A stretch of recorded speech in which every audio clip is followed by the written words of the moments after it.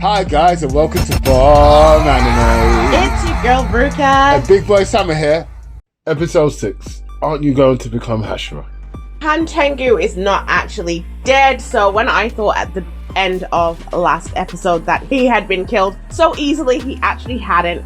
Tanjiro realized that it wasn't 4 heads that they needed to behead, it was actually 5, and so Hantengu's original form is still around, quietly hiding. Hantengu has one more form that is a miniature size, that's running around playing hide and seek with these demon slayers in order to make sure that they cannot kill all of the Hantengu, modifications at once. And we saw last episode that Tanjiro did that wonderful Hani Kami Kagura move and destroyed most of the heads, barring this miniature version and one more that Genya had handled. What kind of powers do these demons actually have? Because these upper demons are starting to look crazy with the things that they can do. We saw Akaza, who's upper 3, and he seems like the only one that looks normal out of the lot of them. Did we actually see Akaza's power? Was Rengoku really that not strong against him? And was Akaza really playing with him? I don't know. The more upper demons I see, the more crazy their powers tend to be. So how did Akaza come number 3? The wildest part about this is the fact that Genya was tasked with trying to get the last Hantengu form. He sliced the dude, it broke his whole sword. He shot him, it did nothing, didn't even give him a nosebleed. What the actual F? And by the end of the episode, he is still knocking about. I don't know if Tanjiro's Sun Halo Dragon Head dance is going to be strong enough to actually cut his head off. And if it is, do they again need to cut all 4 off? Or, because they've already been manifested, can they just chop off Hantengu's head and end the whole thing with just his head being cut off? Because I feel like that might actually be a possibility. Yeah, I don't believe that he will need to cut all of them off again, and I do think it'll be just the miniature's head that needs to come off, because I don't think these guys are the same as Gotaru and his sister Daki. I think because them two were separate entities, both of their heads needed to come off, but these are all different manifestations of one entity, so only the main one's head needs to come off. The worst thing actually is that the demons have reports on Tanjiro and Co. So when I was talking about it a few episodes ago, saying they're not really acting as if they know who these people are and what they can do and that they should know, they actually do. And yet they still ran through like everything was just a given. I'm actually shook. The fact that these demons have reports on everyone and the fact that they actually know who the demon slayers are means that, remember what I was saying last episode? Are the Hashira and the demon slayers taking this seriously? It kind of further proves that they're not. They're not taking this war seriously. The demons are taking it seriously. In 113 years, 1 upper demon has died. 1. How many Hashira have died? There's been Rengoku, which is the latest one that we've seen, but there are former Hashira out there that have kicked the bucket. One team is winning, and it's not the Demon Slayer team, I can tell you that now. More bodies are going towards the other guys. Tanjiro is displaying speed and power like we've actually never seen before. It's actually crazy. He must have been right when he said that he kind of got the feeling for it after Nezuko helped him with his sword, because we're seeing this red halo coming from his sword repeatedly now.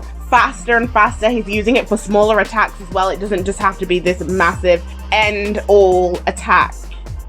I kind of missed the water breathing. I feel like this whole season so far has been about Hinokami Kagura, Hinokami Kagura, Hinokami Kagura. I kind of miss seeing a little bit of water breathing. It was more beautiful. Don't get me wrong, Hinokami Kagura is also beautiful, but when it was used sparingly, it was impactful. Now I'm starting to lose its luster slightly. Except for last episode when he cut all 7 heads, I thought that was brilliant, but bring back water breathing.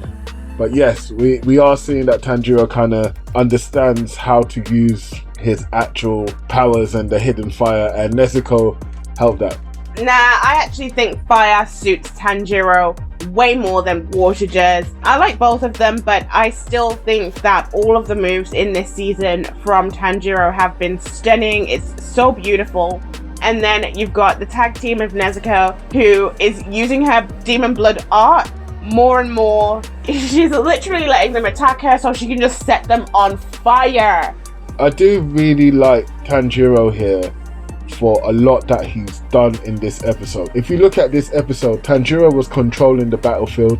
From the moment that he decided that I understand how to use Hinokami Kagura, he decided that he was going to be the actual leader of this battle. And even though he said, yeah, go on, Genya, you can have the kill, go for it, no problem, he was still being the puppet master of the whole team, giving them directions, going, Nezuko, Genya, hold off, do this, make sure he goes and gets a miniature guy, he's beneath you, he's around you, while still fighting and trying to deal with wind and electric guy.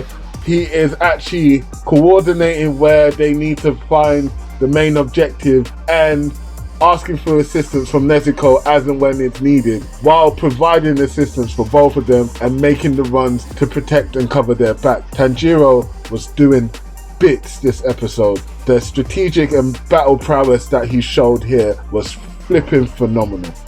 You're totally right. Tanjiro was fighting two demons, helping Nezuko out, telling Genya where to go to find another demon. Meanwhile, Genya's b***ing up. Stop being a b***, Genya. You're whining the whole time. Oh, how am I supposed to find him? I am looking. Like, bruh. Genya is a weird character here. He's the only one with a gun and doesn't use a breathing art. He is the younger brother of one of the Hashira, Sanemi. He is actually a weird character. He can regenerate, but he can't regenerate his head. He has demon-like attributes, but we don't know what he's doing. He's always chanting and he's healing himself. Like, what is Genya, this anomaly demon slayer? Tanjiro also said, what the hell, Genya, what are you? So even he doesn't know. He's definitely not a demon. He was coherent. He was still on their side. He was still speaking to them. However, he also did have extra aggression that seems kind of misplaced. He was a team player the whole time up until this point. And then all of a sudden he's choking the shit out of Tanjiro, saying that he's going to be the one that beats the Hashira. And he also said something else weird. He said to Tanjiro that the only reason why he's not a Hashira himself is because he didn't kill an upper demon on his own. Surely that can't be the requirement to become a Hashira. Yeah, it can't be the requirement. It's been 113 years since an upper has died. And what, are you telling me all these Hashira are older than 113? Off. Like, seriously. Yeah, makes no sense. I don't get it, but maybe he was chatting out of his backside because he was so upset. And maybe Tanjiro was doing no jutsu in order to pacify the situation. Because we saw that he lost his way a bit while he was running out of steam, getting angry at Tanjiro, and then started seeing him in those cutesy kind of pinky colours in his background and whatnot.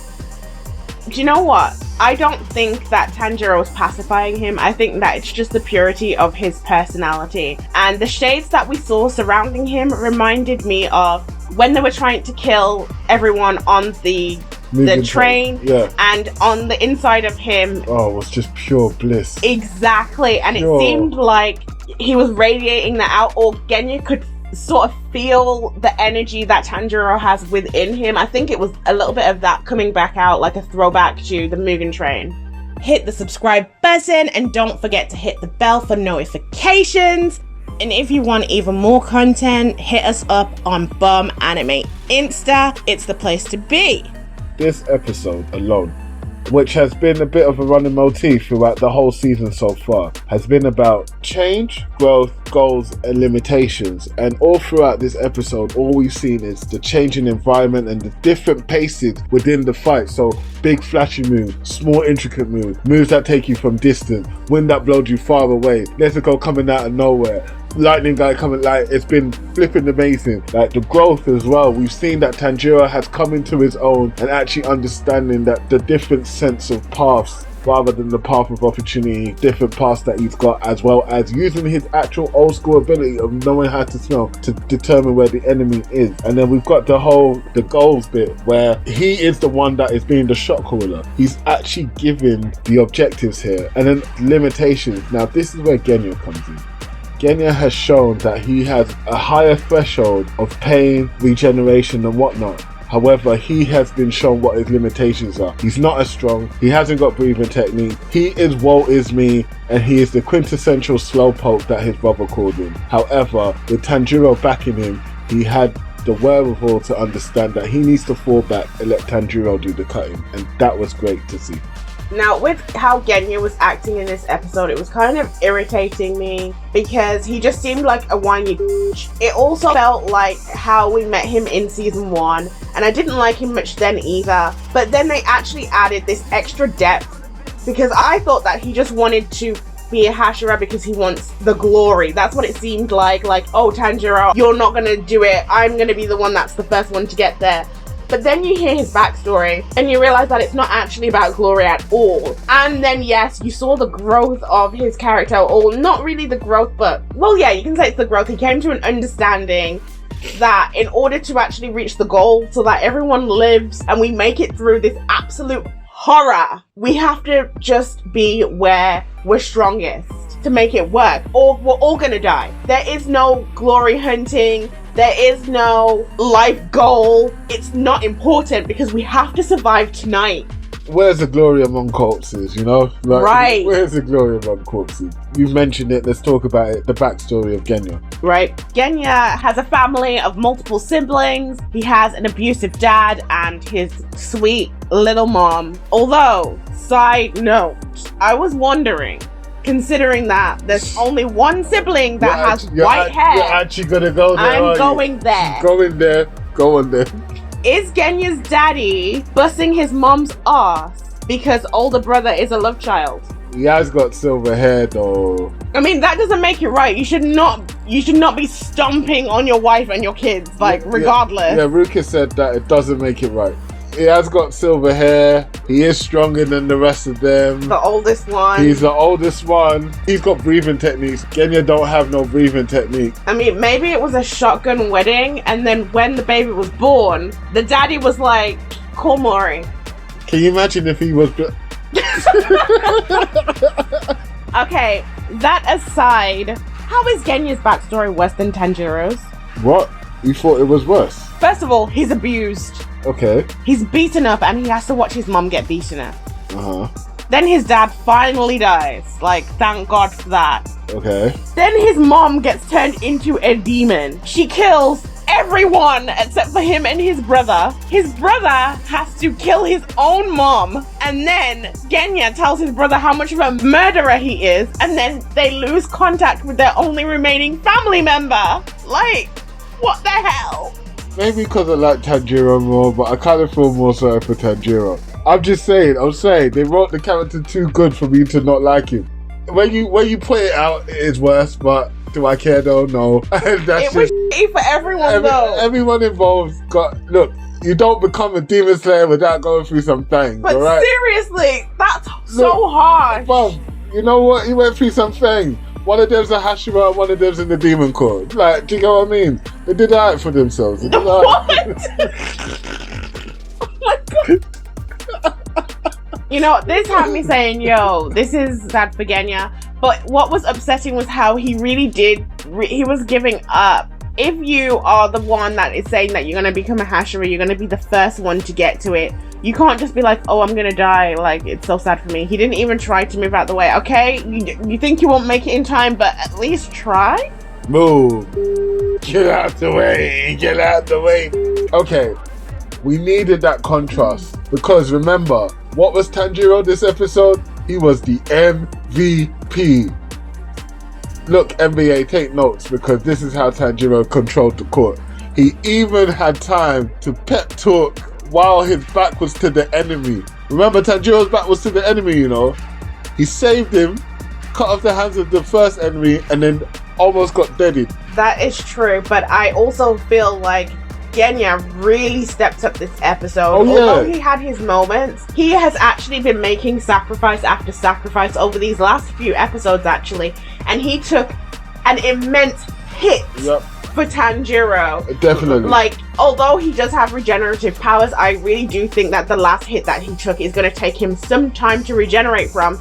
And he doesn't have time because now he has to fight 2 demons while Tanjiro tries to kill the main body of Hantengu. I cannot take that away from him. He has done massively. One side note about Nezuko. Nezuko has also been doing bits this episode. I just want people to understand that Nezuko doesn't get a pass because she's quiet. She's actually been doing bits and she's always there to cover.